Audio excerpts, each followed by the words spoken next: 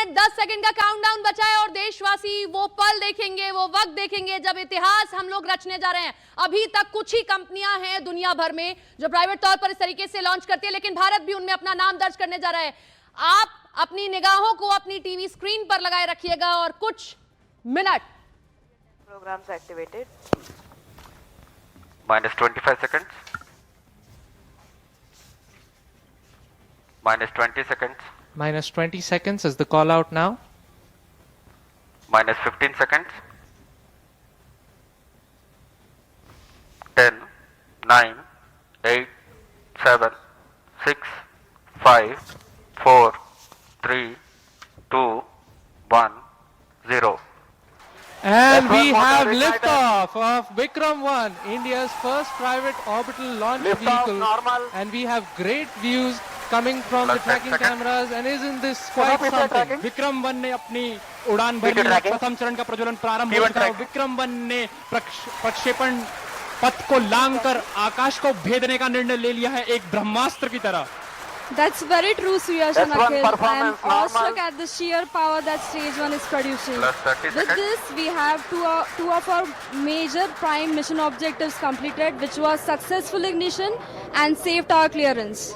That's right. And we're coming up on max Q now, which is the period of maximum aerodynamic pressure, where the vehicle faces its largest aerodynamic loads as it flies through this zone at Mach 1.5 at an altitude of nearly 9 kilometers. Vikram 1 ने सफलतापूर्वक max Star 1 minute. क्षेत्र पार कर लिया है और Plus 1 minute. Short 2 Minato. दल काफी उत्साहित है इस समय और विक्रम 1 प्रथम चरण के आगे बढ़ रहा है और हमें श्रीहरिकोटा व पोर्ट ब्लेयर पृथ्वी स्टेशन से मजबूत दूर संकेत मिल रहे हैं, जो S1 बहुत ही performance अच्छी normal. खबर है। That's right. We are at a downrange distance of 22 kilometers with an altitude of 34 kilometers. And on your screens right now are excellent onboard camera views from the vehicle. And we can also see quite nominal chamber pressure values on the MCC screen.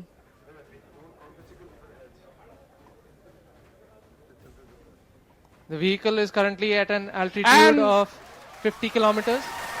और यहाँ पे प्रथम चरण का प्रतिकरण हो चुका है और द्वितीय चरण का प्रज्वलन भी प्रारंभ हो चुका है। This is quite a major achievement for the nation, with the vehicle successfully Plus 2 minutes. separating stage 1 and the ignition of stage 2 as well. द्वितीय चरण अपना सफलतापूर्वक कार्य पूरा कर रहा है और प्रथम चरण का दहन अथवा प्रतिकरण समाप्त हो चुका है। The vehicle is at an altitude of 89 kilometers, traveling at 2.6 kilometers per second. Of course, our target velocity for today is 7.6. S2 performance normal. We've just heard call out that the S2 performance or the stage 2 performance is nominal.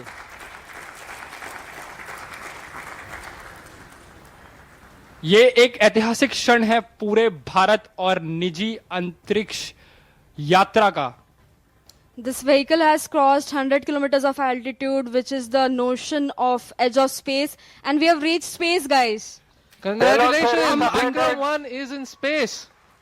हमारा यान अंतरिक्ष Plus 3 तक पहुंच चुका है। And we've had callouts of separation of the payload fairing. We have successful payload fairing separation. It's Payload- nearly at an altitude of 120 kilometers, and the protective fairing is no Yes, longer to separate required it. and has been cleanly separated from the launch vehicle. और यहाँ पे द्वितीय चरण का भी प्रतिकरण संपन्न हो चुका है और तृतीय चरण का प्रज्वलन भी प्रारंभ हो चुका है। That's right, Akhil. We've had successful ignition of stage 3. The vehicle is currently at 157 kilometers above the Earth's surface. It is 355 kilometers downrange, traveling at nearly 4 kilometers per second. Now, the S3 telemetry performance will normal. switch over from Shar to Port Blair and further to Bogor. अब यान अपनी अंतरिक्ष यात्रा पर निकल चुका है। तृतीय चरण का प्रज्वलन चालू है और उस Plus 4 minutes. की प्रतिक्रिया नियमित रूप से चल रही है। And as you can see on your screens, we have near exact following of the intended trajectory. The two dotted, the SVP two 1 and 2 lines are on your tracking in screen main auto. essentially indicate the current performance of the vehicle, and it closely matches with prediction. This is on your screen on board from stage 3. What you see is the rocket plume and the nozzle, and Earth, our home. What a beautiful view. क्या सुंदर दृश्य है हमारी पृथ्वी का. S3 performance normal. और तृतीय चरण का परफॉर्मेंस अब नॉर्मल है, या कि सामान्य रूप से तृतीय चरण का संचालन प्रारंभ हो चुका है और चल रहा है. That's right. We've had call out that the stage 3 performance is nominal. Plus 5 minutes. So stage 3 has a propellant loading of 2.5 tons, and we've had burnout of the stage 3 motor as planned at S3 T plus burnout. 5 minutes. Yes, we've gotten confirmation that S3 has burnt out, and now we're entering a planned coast period, something that lasts for 140 seconds, in which it's called as combined Combined coast. coasting is normal. Right, so we've got call out that the combined coast is nominal. This will last for roughly 140 seconds, where stage 3 is not producing thrust, but it's connected to the vehicle and it's going to coast as a single body. All of this is done to manage the altitude of the vehicle and also control where the stage will re-enter the Earth's atmosphere before splashing in international waters Plus in a 6 safe minutes. and planned manner. And jubilant views from the launch control center, where the teams are extremely elated and excited. और mission नियंत्रण केंद्र और launch नियंत्रण केंद्र से आपको दृश्य दिखाई दे रहे हैं. सभी यान परीक्षण दल अत्यंत ही प्रसन्न है, और यहाँ पर जो प्रसंग है वो एक उत्सव का प्रसंग बन चुका है. एक ऐतिहासिक क्षण भारत के निजी अंतरिक्ष उड़ान का विक्रम-1 यान अब अंतरिक्ष में स्थापित हो चुका है. तृतीय चरण अब अपने कोस्ट फेज पे है, और ये कोस्ट फेज अभी आप कैमरा व्यूज देख सकते हैं अपने प्रक्षेपण पर्दों या मोबाइल स्क्रीन्स पर, जहां पे आपको धरती का एक सुंदर दृश्य Combined दिखाई दे रहा coasting है. is normal. As we can see on our screens right now, it's really amazing to see that Vikram 1 as of now is going along its intended trajectory exactly 7 as minutes. expected. Our plots are really overlapping. The predicted velocities and the current flight velocities are exactly matching. And aren't you guys speechless right now? I mean, या मेरे पास शब्द ही नहीं है, मतलब ये मैं निशब्द हो चुका हूं.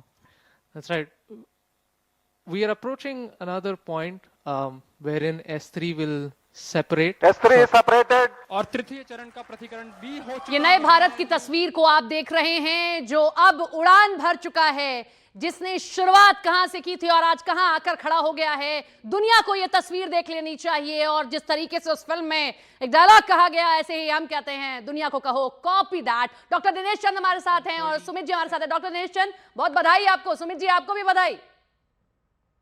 बिल्कुल नहीं, ये जैसा कि मैंने कहा कि एक महत्वपूर्ण पड़ाव है भारत की अंतरिक्ष यात्रा के लिए और प्राइवेट सेक्टर की अंतरिक्ष यात्रा के लिए. तो सबसे ज्यादा महत्वपूर्ण पड़ाव है, क्योंकि एक अभी तक की इतनी बड़ी लॉन्च किसी भी प्राइवेट सेक्टर कंपनी की जो एंड टू एंड जिन्होंने बनाया. डॉक्टर दिनेश, आपने अभी कहा था स्टार्टिंग में कि मैंने बहुत सारे आर्टिकल्स लिखे हैं पुराने, मैंने बहुत सारे लॉन्च देखे. कैसा लगता है वो भी दौर देखा, अब ये भी, कि हम कहां पहुंच गए हैं, हम दुनिया को अब अपनी ताकत को दिखा रहे हैं. बिल्कुल, कई बार मैं श्रीहरिकोटा गया हूँ और वहां से मैंने जो महत्वपूर्ण लॉन्चेस है 80s से 1980 के दशक से लेकर के पिछले कुछ वर्षों तक मैंने सारे लॉन्च कवर किए हैं. और एक जो एक्साइटमेंट का माहौल है, मुझे लग रहा था कि लगभग वही दृश्य मेरे सामने आ जा रहा था कि कैसे, क्योंकि देखिए इसके पीछे वैज्ञानिकों की, इंजीनियर्स की और टेक्निकल स्टाफ की जो संख्या सैकड़ों में, हजारों में होती है, उन सब का एक परीक्षण होता है किसी भी लॉन्च के पीछे. तो वो जो एक सक्सेस होती है, I think that is very, एक उसका एक अलग एक्साइटमेंट होता है. निश्चित रूप से स्काई रूट के जो भी इंजीनियर्स हैं और जितने भी लोग टीम्स इन्होंने इस पर काम किया है। हम तो वो इससे एक, अंदाजा लगा सकते हैं डॉक्टर दिनेश कि बिल्कुल। हम तो अभी यहाँ पर हैं, हमने उसमें कुछ उस तरीके का योगदान नहीं किया, तब हमें इतनी अगर खुशी हो रही है तो वो जरा सोचा जाए कि वो जो पूरा एरिया है जहां वो साइंटिस्ट बैठे हुए हैं उनके मन में आज कितनी खुशी होगी, उल्लास होगा। सुमित जी भी हमारे साथ हैं। सुमित जी, ये आखिरी के जो पल होते हैं जिसका हम जिक्र भी कर रहे थे, बड़े दुविधा से भरे होते हैं, कई सारे इमोशंस होते हैं, लेकिन बधाई आपको, आप जैसे साइंटिस्ट को जो इस मिशन को कंप्लीट करते हैं सालों की मेहनत के बाद। ठीक है, सुमित जी का रुख करेंगे। डॉक्टर दिनेश, अब आगे की उड़ान कैसी आप देख रहे हैं कि ये एक अगर सफल रहा है तो अब आगे हम अंतरिक्ष में दुनिया के सामने एक नया मापदंड तय करने जा रहे हैं।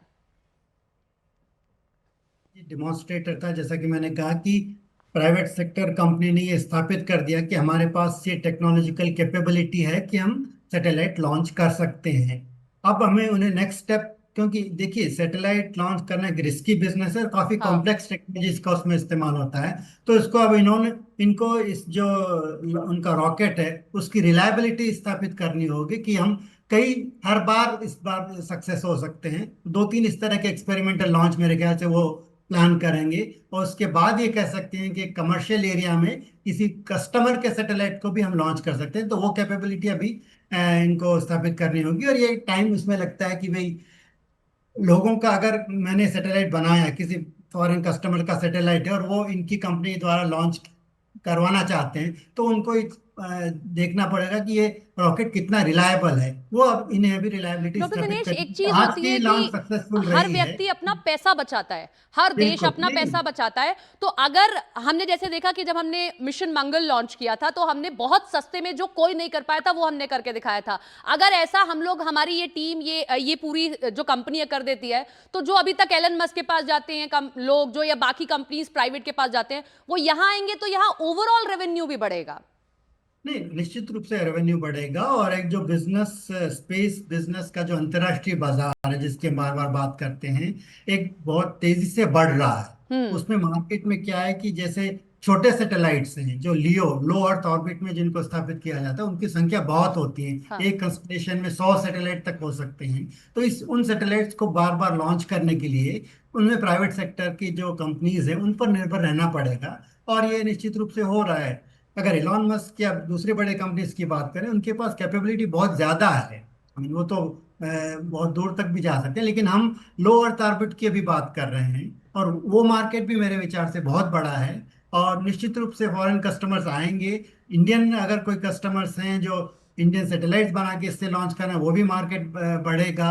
लेकिन रिलायबिलिटी इसकी रॉकेट की स्थापित होगी। 2-3 लॉन्च मेरे ख्याल से और करने पड़ेंगे इनको, और एक एक्सपेरिमेंटल स्टेज से एप्लीकेशन या कमर्शियल स्टेज भी पहुंचना पड़ेगा। तो नेक्स्ट स्टेज होगा, आज टेक्नोलॉजी डेमोन्स्ट्रेटर था, उसके बाद हमें कमर्शियल स्टेज के जो लॉन्चेस है वो करने पड़ेंगे, और बताना पड़ेगा कि हमारा ये जो विक्रम-1 जो रॉकेट है रिलायबल है। और बाय द वे, लोगों को, दर्शकों को मैं ये भी बताना चाहूंगा इसका नाम विक्रम-1 क्यों रखा गया है। हाँ। क्योंकि भारत के जो हाँ। अंतरिक्ष प्रोग्राम है उसके संस्थापक थे डॉक्टर विक्रम साराभाई। उन्होंने एक विजन देखी थी भारत को, एक अंतरिक्ष के युग में हम उनके द्वारा प्रवेश हुए थे। उनका एक विजन था कि भारत इसरो बने, सैटेलाइट्स लॉन्च हो और उनके एप्लीकेशंस हो। वो हम पास कर चुके हैं, क्योंकि इसरो के पास आज हर तरह के सैटेलाइट्स है। Remote sensing, communication, weather, navigation उन्होंने स्थापित कर लिया है। साइंटिफिक मिशंस भी स्थापित कर लिए। तो उसका एक अगला हिस्सा हम प्राइवेट सेक्टर में वो सब करने जा रहे हैं। तो उनका जो विजन था उसका एक एक्सटेंशन है, इसीलिए इस कंपनी के संस्थापकों ने इसका नाम विक्रम-1 रखा। और जैसा कि विक्रम लैंडर भी था जब चंद्रयान-3 में, उनका नाम भी विक्रम पे रखा गया था। तो विक्रम साराभाई का इसमें जो योगदान है उसको इस सैटेलाइट और रॉकेट के माध्यम से याद किया जा रहा है। डॉक्टर दिनेश, मैं चाहती हूं कि आपने जब इतना कवर पुराना भी किया है, अभी भी आप दिख रहे हैं, जरा फायदे भी हमारे दर्शकों को बताएं। क्योंकि जहां मैंने पढ़ा था तो मैं ये पढ़ पा रही थी, समझ पा रही थी कि एक तो जो इसरो पे बोझ है वो भी थोड़ा सा कम होगा, और संभावनाएं नौकरी की, तमाम चीजों की भी बढ़ेंगी। इसमें सत्यता कितनी?